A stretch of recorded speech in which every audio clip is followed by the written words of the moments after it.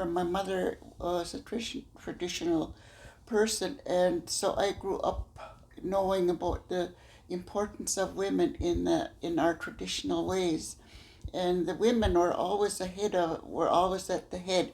The women at that time chose the chiefs, and the women had the power. If their chiefs did something wrong, they had the power to take them down, and replace them with somebody that was more suitable. And being the only girl in my family, there was just me and my brother, so I was really felt really important. And I think, nowadays women are not, they don't feel that way. They feel like don't have a voice. And I think, it's time that women take back those voices that they had years ago. And and I think that's what the women are working on right now, is that getting their voice back.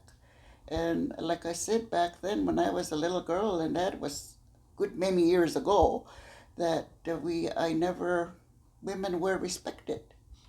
They were respected in a community. Of course, you had to earn that respect too. Women have to earn that respect.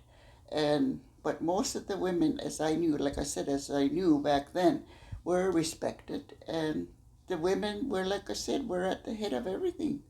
And every time there was something going on, like in a traditional way, it was the women. It was the women up front that gave the advice, and the chief would ask his clan mother, what should we do about this situation?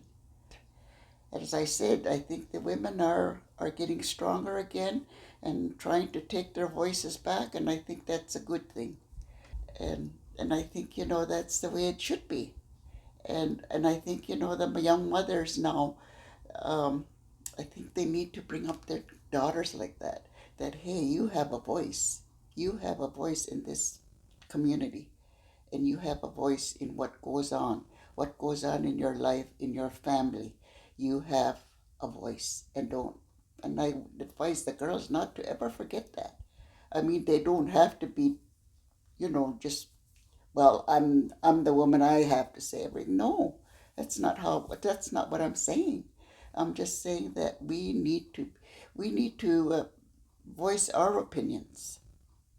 And I think it's like that now, like, like even in council, there's a lot of women now being on council. And back in the day when my husband was on council for 20 years, I think there was one woman on council at that time. And now I think it's half and half. There's half women and half men are on councils now.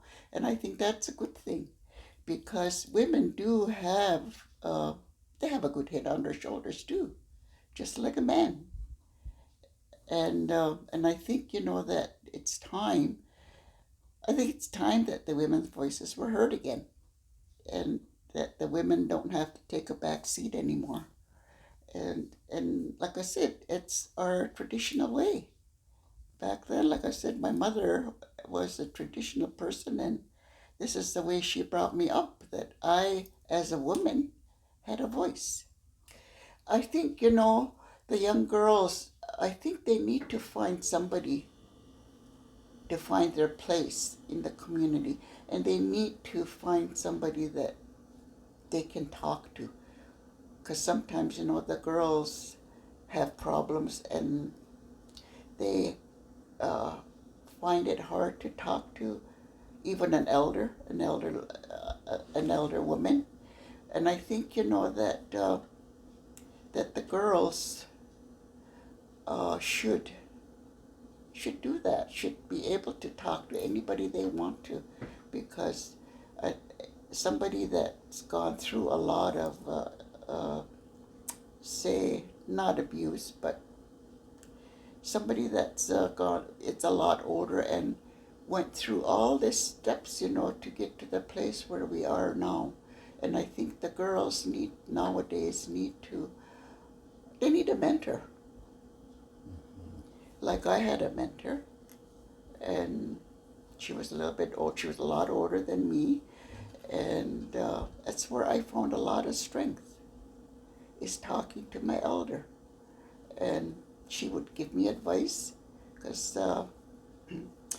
my mother passed away like when I was in my early 30s, but I was lucky. I had my husband's grandmother took my mother's place, and I was lucky because she was the one that that guided me, I think, into maybe into the woman I am today.